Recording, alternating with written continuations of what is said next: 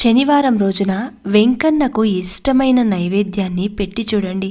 ఎంతో సంతోషించి మీరు ఏదైతే కోరుతున్నారో దానిని ఆ భగవంతుడు తప్పకుండా తిరిగి ఇస్తారు. మరి వెంకన్నకు ఇష్టమైన నైవేద్యం ఏంటంటే, ఆయనకు చాలా రకాల నైవేద్యాలు పెడుతూ ఉంటారు భక్తులు. కానీ ఆయనకు ఎక్కువగా చక్కెర పొంగలి, పులిహోర, దద్దోజనం, మిరియాల పొంగలి, చిన్న లడ్డూలు భక్తులు ఎక్కువగా సమర్పిస్తూ ఉంటారు.